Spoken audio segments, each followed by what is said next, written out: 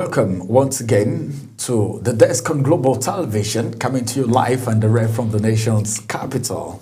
We are so excited that a lot of developments are coming up from the area of the abducted children, should I say schoolgirls, and of course the attack in the Owo Church, the release of the people that were actually captured from there. Apart from that, so many other things happening on the national dailies, and we'll be bringing them to you today.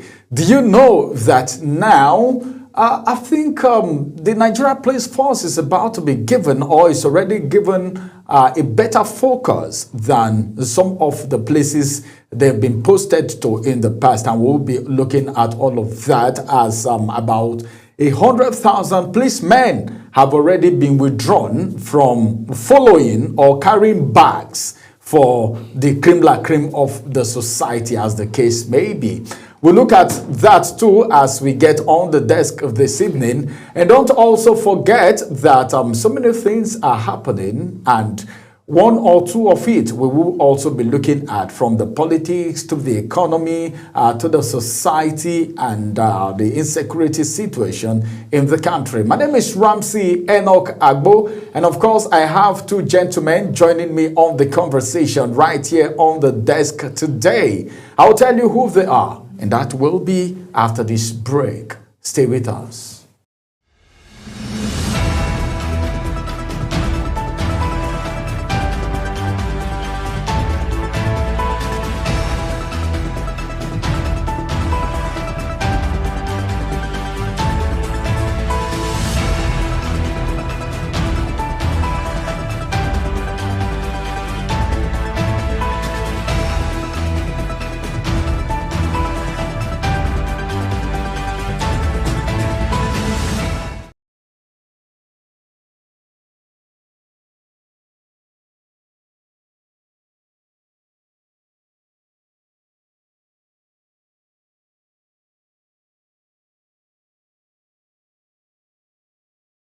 Make I share.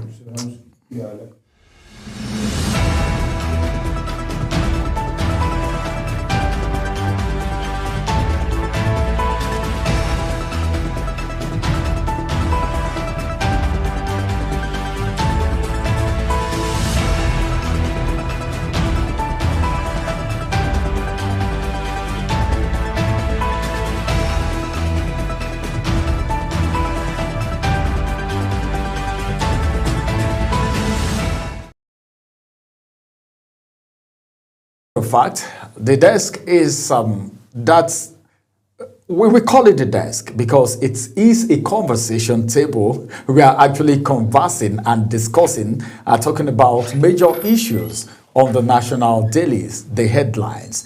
Joining me on the conversation today is the managing editor of Times Nigeria, in the person of Abdurrahman Aliagan. Yeah. Yes, let me sound the name very well, because an editor is someone who have already details of certain information that have already gone out. It's good to have you join us today on the desk. Nice being here again. Good evening, viewers. Welcome. And to my left is Comrade James Ezema, a journalist and of course a political analyst. It's good to have you join us, Comrade James. Thank you. Nice having me. Well, we'll begin our first conversation from the withdrawal of 100,000 policemen from VIPs.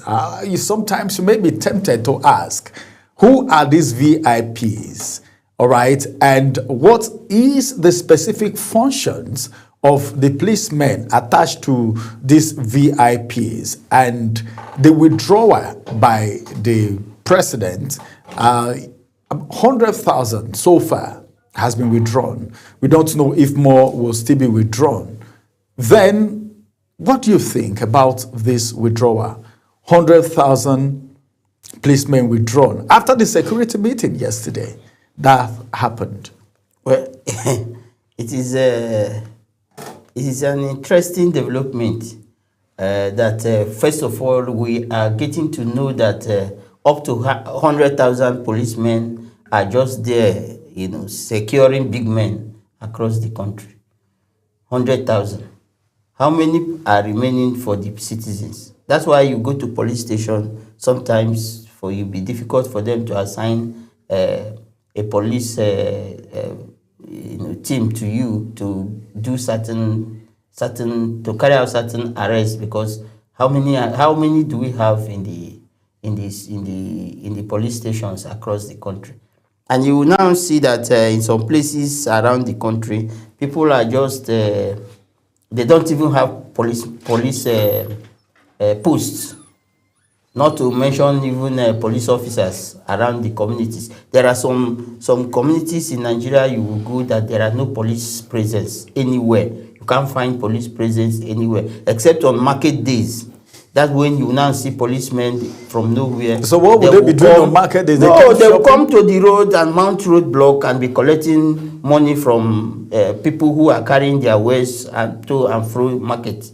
That is just on that market day you see police presence from nowhere. That's how it is in most parts of the country. So it is first of all an eye-opening for us to know that the bulk of our policemen are serving people, serving some big people somewhere around the country. So these are the issues that we have been talking about when we discuss security in Nigeria. You cannot have more than one policeman guarding one big man, while the rest of the population have nobody to protect them. I don't know why. How can you assign like 2, 3, 4, 5 policemen to one person, one individual? One is one not enough?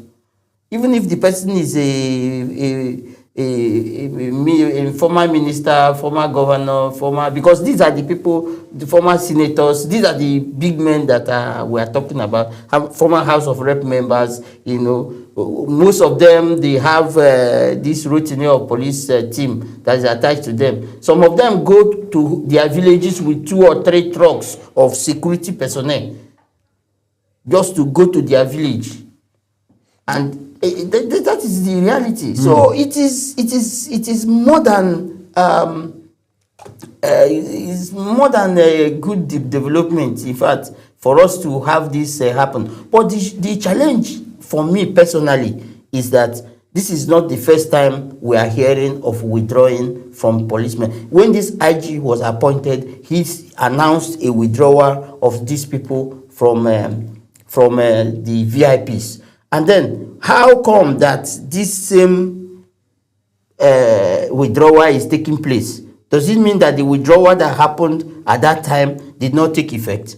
Or were they withdrawn and then reassigned?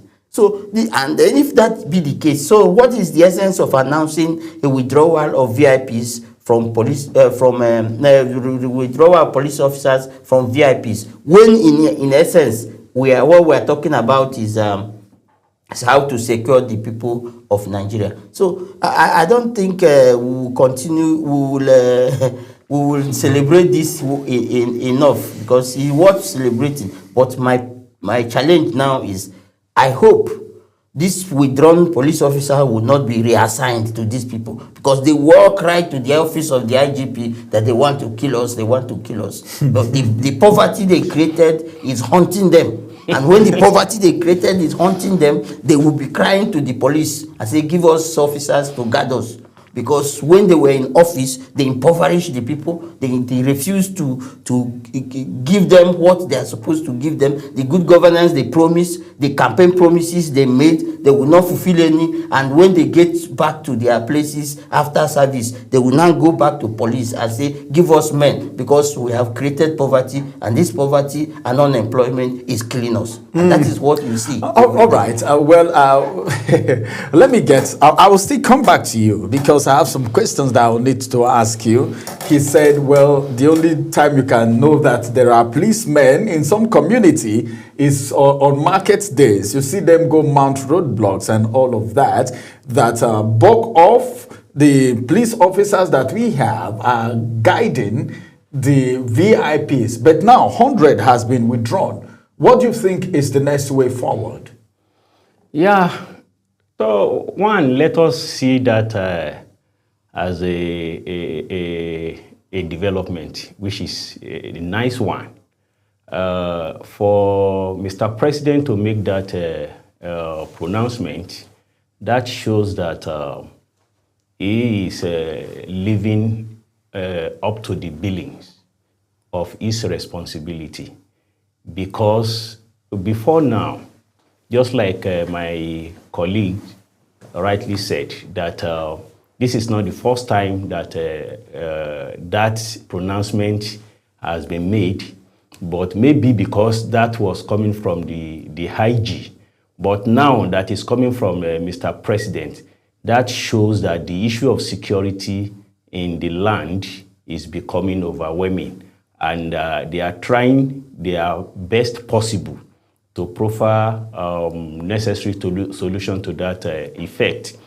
But as he said also, that is the police, the scarcity of policemen, either in the police station or in the community.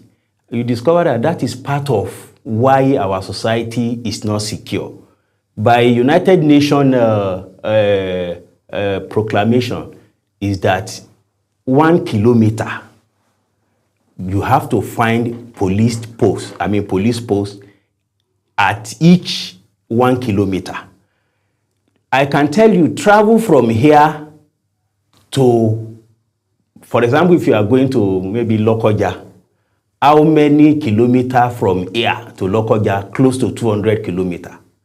How many police posts will you see in that way? So you discover that, one, there is no doubt that there is this scarcity of policemen in some areas. But with this one, I want to believe that it is a welcome development. But how is it going to transform into what, the expectations of Nigerians? Because all Nigerians, what we are clamoring for now is the security of life and property. Recently, you see that there were abductions. We heard that some were escaped. Some said they were released. Some said they are just giving names.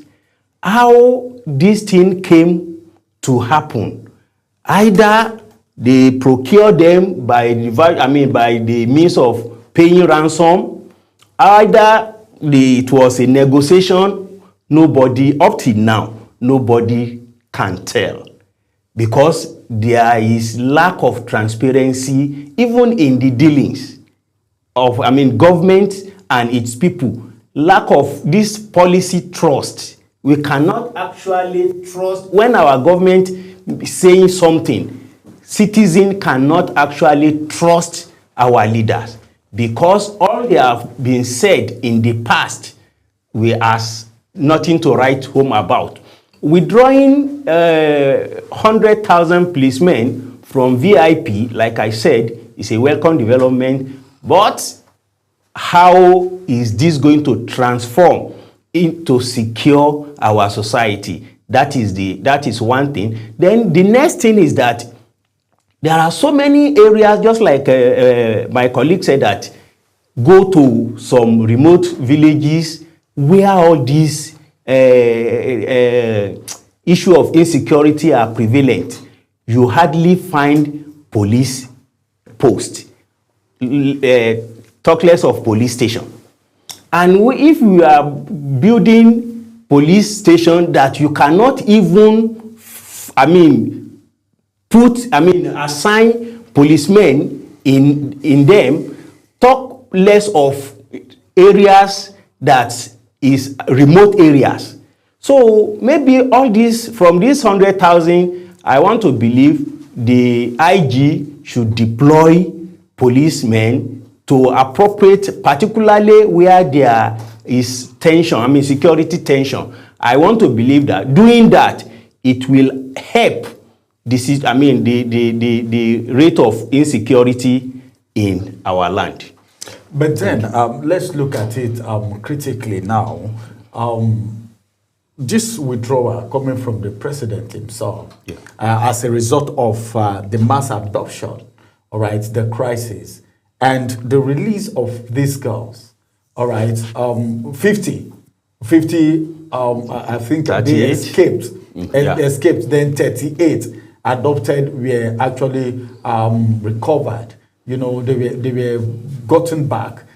Can you now say that maybe, probably, the withdrawal of these policemen play a part in it? Number one, probably hearing that, well, police has been released, you know, that could instill fear in the heart of the terrorists, because you see, these terrorists move on bike.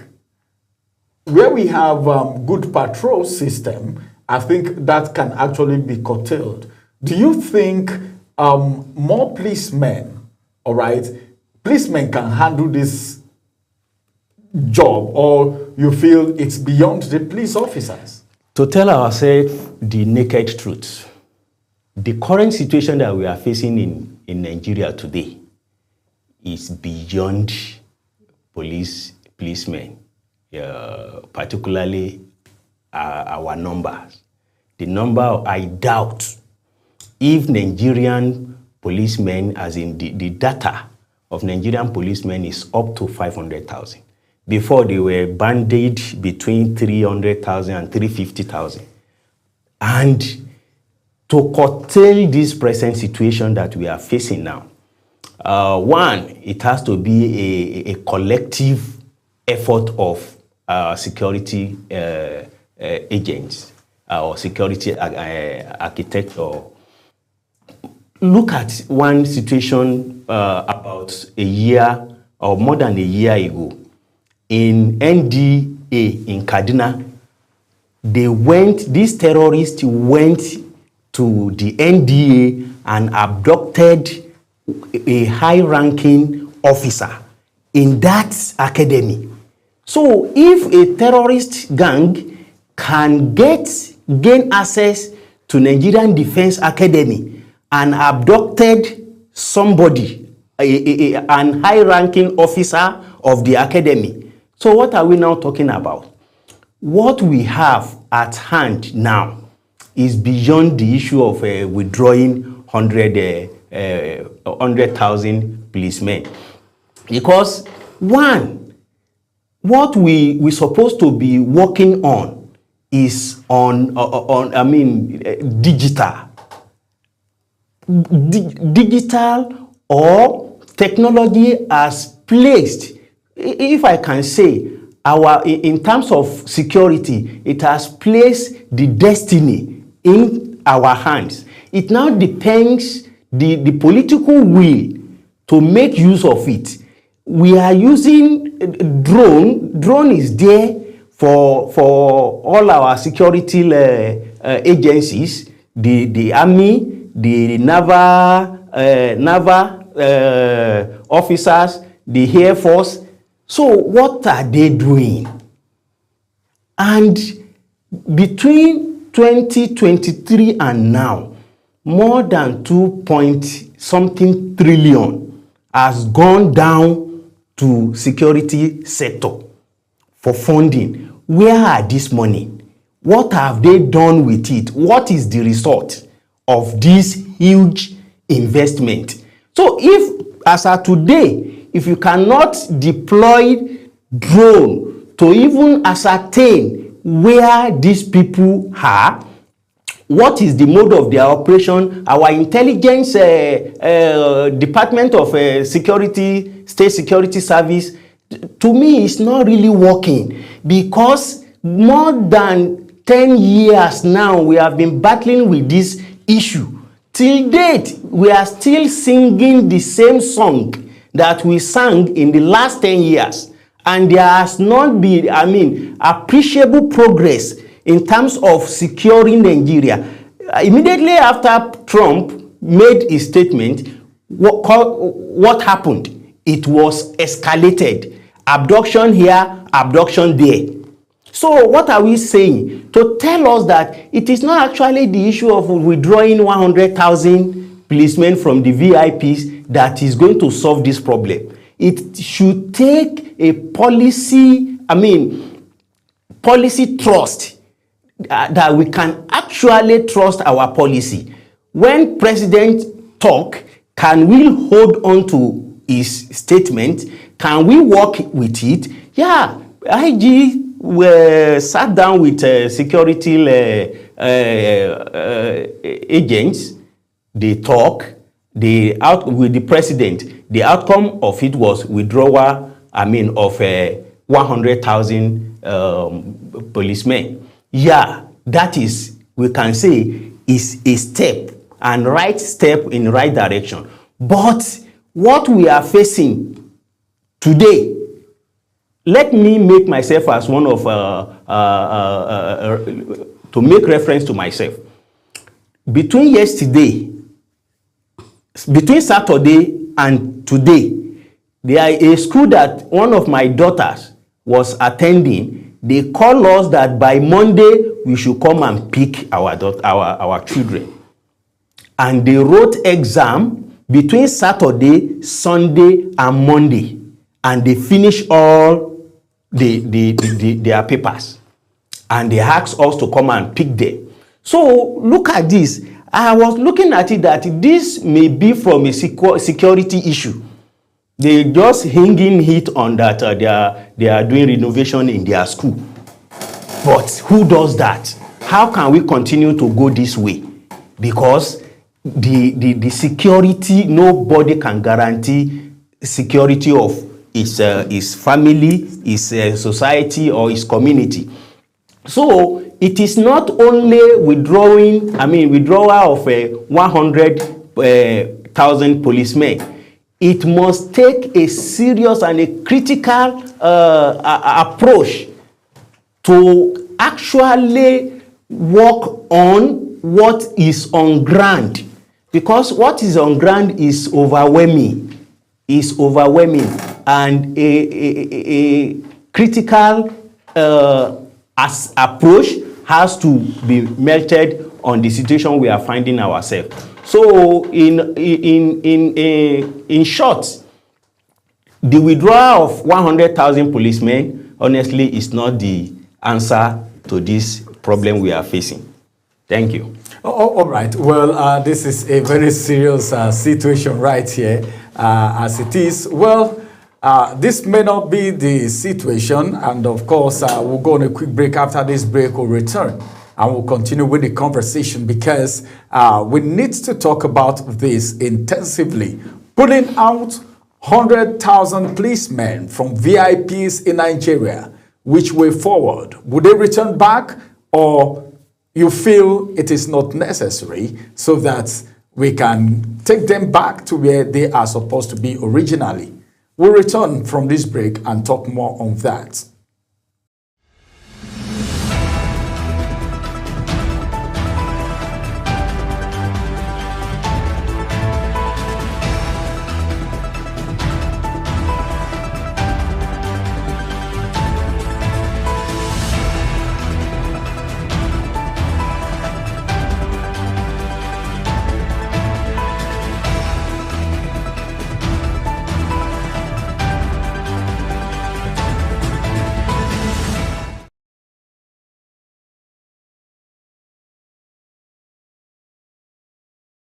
Very good evening and welcome to another exciting edition of Big Talk. Tonight on the program, as always, it's a pleasure to have you join us here on Global Morning. I am Uyi Alpo. You know how we do it on Social Post Extra, bringing you all the... On the desk this evening, we have very topical issues to discuss, and of course... Welcome to your parliamentary program, The Parliament. Peaceful and joyful home doesn't happen by chance.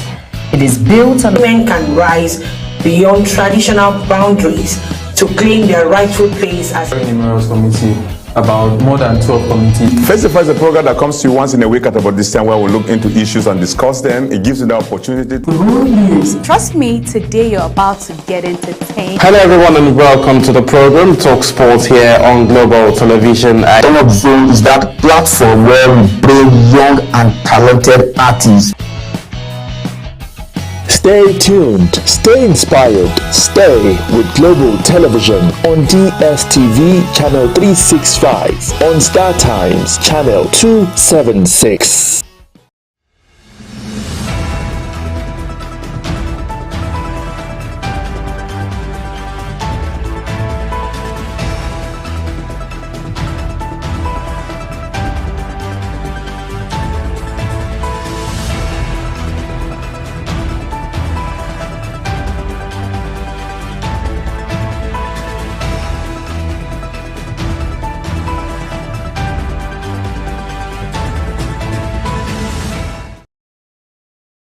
All right, thank you very much for staying with us. We are still talking about the withdrawal of these policemen. Now, it is one thing to withdraw these policemen. Apart from the Nigerian Police Force, we still have the Nigerian Civil Defense Corps, Civil and Security Defense. Does it mean what happens, all right? Is it proper now that police has been withdrawn? What will happen? Don't be surprised that we'll start seeing civil defense, attached to those VIPs. What do you think? Or what's your perspective? It's not as if we start seeing. We know there are some VIPs that have civil defense attached to them. But most people would prefer either to have the police or the military attached to them for obvious reasons, because they believe that some of the people who might want to attack them would why scared. You've been talking about attack. Why shouldn't they attack? If it's not attack, why are you looking for a policeman? Are you owing anybody? It's for fear of attack, for fear of.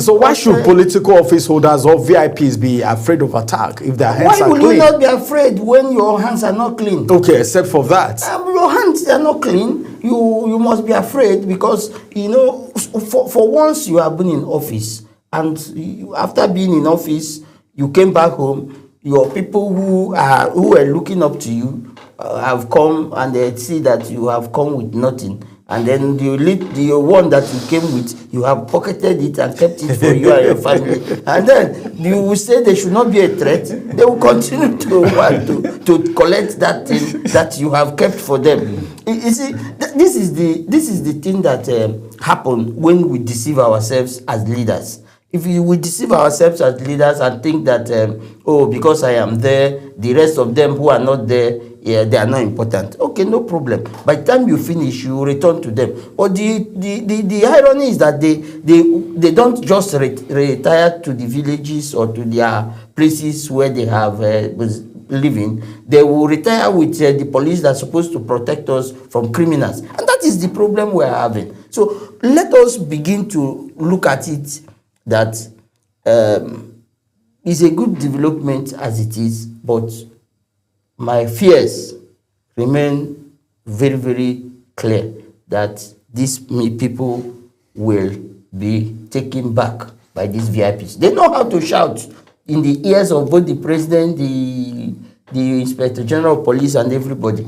By the time they are making recommendation and they're talking from different person to the other, and then finding a way out to meet people who are close to the president, to talk to the president for them, and things like that, trying to tell them how insecure they are in their places of residence and things like that. The president may say, okay, give them, if they were giving them 5 before, he may say, give them 2.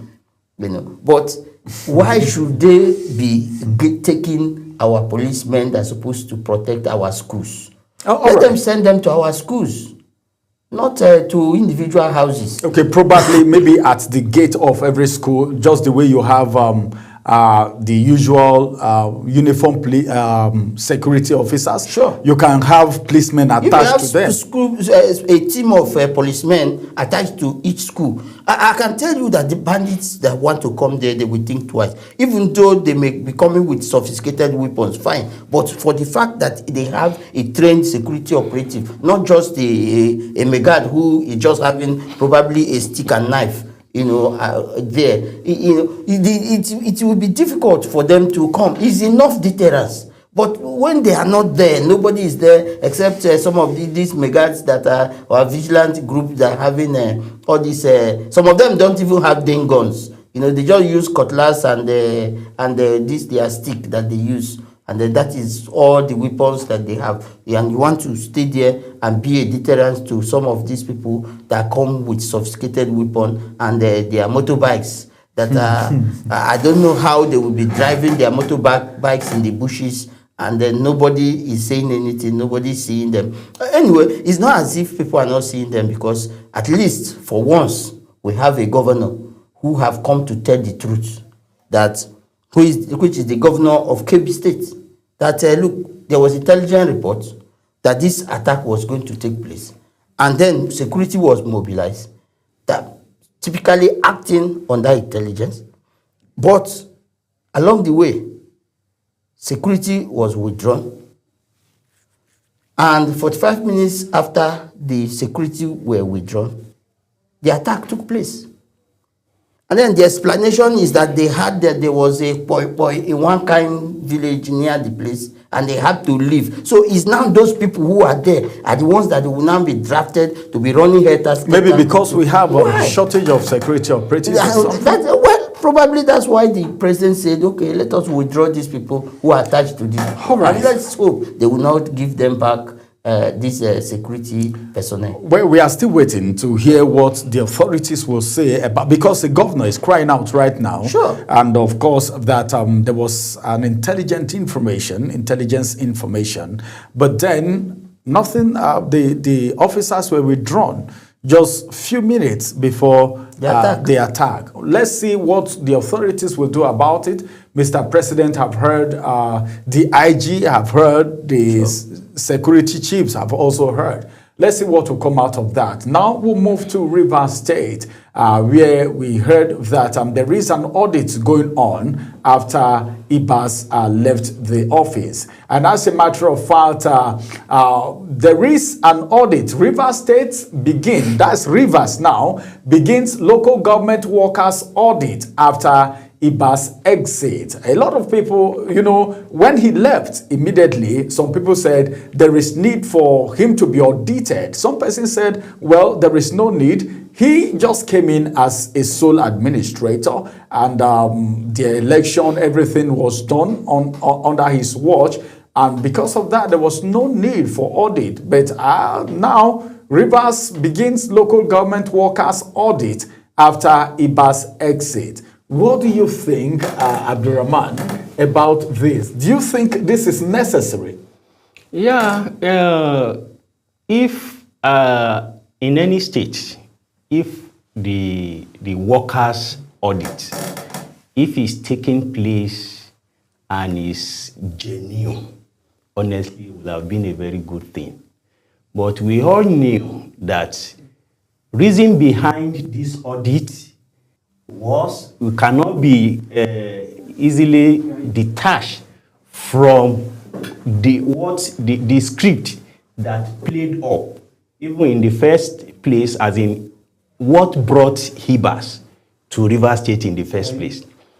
From that development, you discover that the fracas occasioned between the current Minister of Rivers State, Minister of FCT, and the Governor of Rivers State, Fubara. From there, you discover that Mr. President pronounced the issue of the state of emergency, asked Fubara to step aside for the time. Now, remember that immediately Fubara returned to that seat. One of the first things that he did was to truncated the contract awarded by the Ibas to tell you that there was no trust in that Ibas administration. Now, auditing workers, does that mean Ibas employed some other workers during his time in office, or what might have happened? Staff auditing is normal thing that's supposed to be taking place in any state or any local government. But how is it not going to be halting the performance of that administrative performance of that state? Because one, during the time of audit, there is every possibility that salary will put on hold. And if salary is put on hold, the workers will be bearing the brunt. And at the end of the day, nothing might significantly come out of the exercise. The issue is political. What has happened between the Ibas administration and the time that Fubara is retaking the affairs of the state? One, Fubara now is the governor of the state, has come back. You may want to look at what has happened in that local government, particularly the issue of autonomy. You know that before that time, Mr. President made pronouncement of the issue of autonomy, that each local government should be at the affairs of their resources. What has happened? If the audit is carried out with genuine reason that can add value to workers, the local government workers, that may be fine. There are so many audits, staff audits in so many states. It has happened in Kwara State, it happened in Kogi State. But at the end of the day, what happened? Nothing significantly. It is just either to witch hunt those who are perceived to be political enemy, or to actually truncate what the so-called the sole administrator has done in the state. It's good, like any private organization, and that is the reason why private organization is working. When the staff auditing is taking place, you know that, okay, at the end of the day, it's either they discover that huge amount of people have been employed without due process, and a certain amount of resources are going down that rail. But at the end, as in, if all these things, like I said, if they are being carried out genuinely with the purpose that can actually affect the life of the workers, it will be a good thing and we will welcome it. But with this one, is a political thing, and Nigerians should not really, or Riverians should not actually expect anything meaningful from that, right, unless maybe blackmail, or where the sole administrator had gone wrong and it will be exposed. That is my submission. All right. Well, could it be as a result of witch hunt, or probably they want to get something right? Comrade James, as it is right now, the sole administrator, Ibas, was picked by the president and put in that office. Do you think, even if he's found wanting, I don't know why the audit is going on, but before then, some people even say he should be probed. That's the word some persons were using when he was handing over. The handover service took place. A lot of people came, but Fubara was not there. He was not at the Thanksgiving or whatever it is they did. That's, by the way, the FCT minister himself and all of that. You know what transpired in Rivers State. But now, this is somebody that was brought in by the president himself.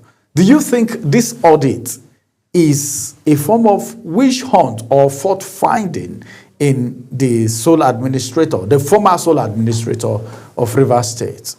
You know, the reason why most times we believe that certain actions are taken in bad faith is because we are living in a country where people don't do things properly. People don't like to follow due process. People don't like to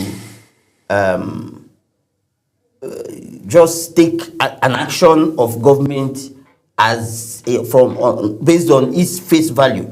People want to see, to believe that there must be something behind this action that is being taken, and that tells you how much we don't trust the people in government. Because if you trust people in government, when they are taking actions, you will believe that they are doing this in good faith. They are doing it in the best interest of the people. But because the people don't have trust, it is the reason why people will be there, will be all this who and cry about an action that ordinarily is supposed to be, routine. Because even if there was no change of administration, ordinarily, routinely, an administration supposed to do a staff audit to be sure that the people that you have employed, the people you have engaged, are actually the people doing the work. And then you know whether there were people who are brought in through the back door who are not supposed to be there. And it has happened in many administrations where people are just employed and they are collecting salary. Sometimes people don't even employ anybody. They will just get a ghost name and then they are paying salaries to ghosts who doesn't exist within the state workforce. And that is those are the challenges and those are the advantages in this kind of exercise. But if the exercise is just a mere witch hunt, then it's a waste of time. But if it is the actual fact finding to understand what actually transpired within the 6 months of the IBAS sole administratorship, fine and good. Let them go ahead and get it done. But if you watch what actually transpired within that period, because when the governor was not around, that was when the local government election took place in the state. So you will well know that probably there could be some people that the new local government chairman would have brought into the state, the local government workforce, which would maybe adding wage bill to the local government, because you will not know exactly what the governor saw that prompted that kind of action. The governor would have seen that, look, this wage bill that is on my table is something far from what it used to be. So what is that? Also that he is the one that was there before the issue. Yes. So 6 months ago, this was the wage bill that comes from the local government. But here we are. See the wage bill that is coming to the local government, coming from this local government at this time. So what actually transpired within the 6 months I was not there? And that is probably what the governor of Rivers State wants to achieve. I want to be able to find out what actually is responsible for such. And that's why my colleague said, if what he was doing is in good faith, fine and good. There's nothing wrong with it. He mentioned that corporate organizations, they do routine staff audits just to be sure of what is going on within the organization. And there is nothing wrong with a staff audit in itself. But if the intent is not in the good interest of the people, if we just to the mere witch hunt, and there is no enough reason for that, I will just end up as a sheer waste of money, and at the end of it all, nothing will actually happen. And then if you know the history of what is happening in Rivers State, in Rivers State, people either belong to the Fubara camp or you belong to the former governor's camp. And then if you don't belong to any of the camp, you will belong to the camp of the supporters of the former governor or the camp of the supporters of the governor himself. So this is the reality in Rivers State. So because you know the way politics is now, if you don't belong to any of the camps, you cannot eat. So if you want to eat, you must belong to one of the camp that is supplying some pieces of bread that people will use to be surviving, and that is what is happening. Because you know the reason is very obvious. The economy is bad, and the genuine businesses are suffering, and then only people who are attached to government that can easily survive. And that is the reason why you see that most people want appointment, people want to stay with government. If you are in the past, most Nigerians don't even remember that there's government, because all this consciousness about government is not. It's just very recent that personally I begin to remember issue that has to be government. We don't used to be our source. We are hardworking people. We work so hard, but when the economy have continued to dwindle, and then the middle class is disappearing or have disappeared finally, and then you will see that there is nothing anybody can do. Now electricity is a problem. How do you, in fact, since this administration came, it seems electricity power supply in Nigeria has even worsened, especially even in this FCT. Some places that used to see normal full power supply in some places, some estates, you will see that those estates are not receiving the amount of power that they used to get before. The power supply they are getting is dwindling. Sometimes you will see that you will come back from work. When you are supposed to come back from work and meet the light, you will not see the light. The light has gone off. And then the meeting may come back midnight when you're already sleeping. And then early morning when you are preparing to go to work, the thing has gone. And of what use? So they expect you that you should not sleep. You now come to have to, press the cloth that you are going to use to go to work the following day, do all the things you are supposed to do, and then you will not sleep, yet you wake up early to go to work. These are the way we keep productivity in the country. So because of all these challenges that we are facing, you will see that most people are now depending on government. So anybody who is in government is the person that everybody is going to. And sometimes I pity some people who have appointment, because once you hear an announcement that this person has gotten an appointment, bam, the next thing, text message, congratulations, remember us when you get there.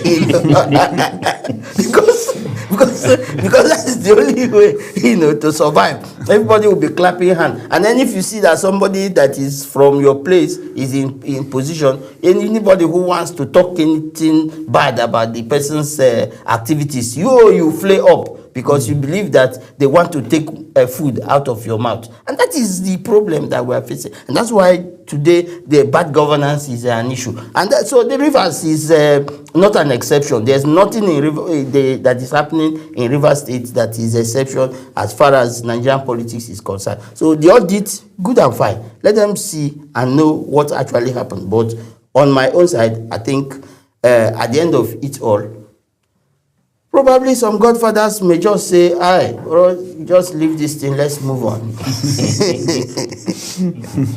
But as it is now, let me ask you this question. We're rounding up already. The issue of constitution amendment. Some person said, well, what Nigerians are hungry. You're talking about constitution amendment and all of that. What do you think? Is this something that we need now, or it is something that we need in future?